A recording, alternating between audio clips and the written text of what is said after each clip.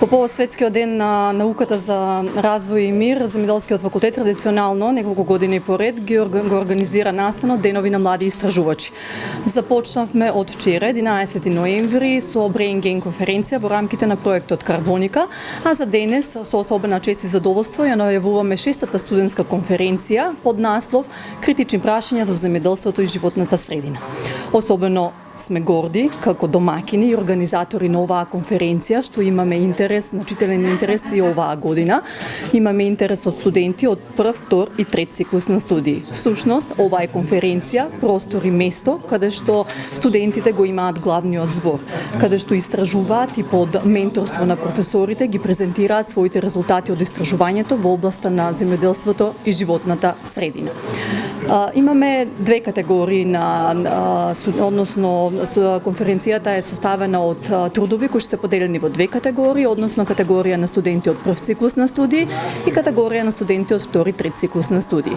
Од прв циклус на студии имаме вкупно 14 орални презентации, а од втори и трет циклус на студии исто така 14, што значи вкупно 28 устни презентации предвидени за денес.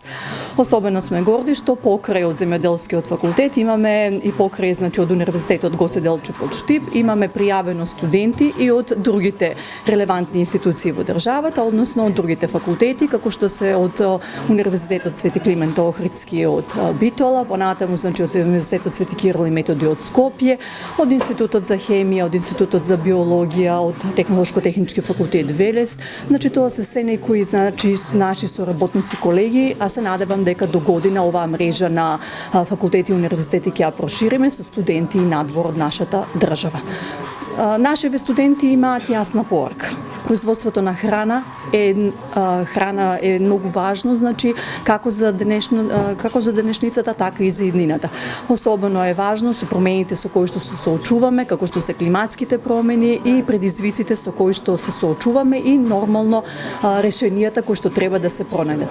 Младите се нашата идна генерација, односно се оние столбот на едната генерација кои што треба да бидат носители на производството на здрава храна.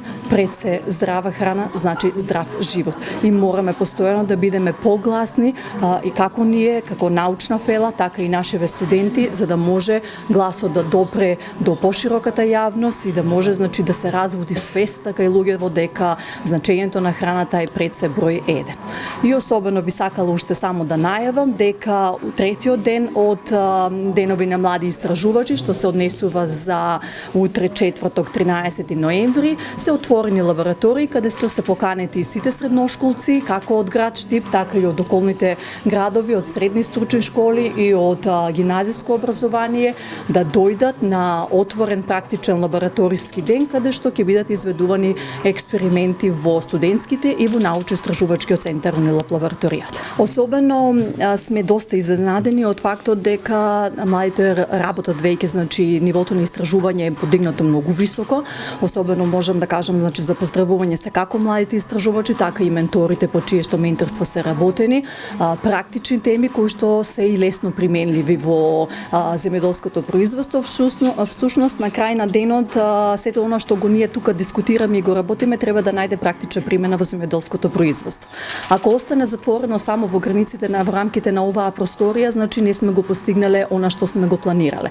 Затоа ни е многу важно сите оние заклучоци кои што ќе ги донесеме денес од истражувањата, од младите истражувачи да бидат веќе практично применливи, односно да се применат на терен, на површините каде што навистина тоа е потребно.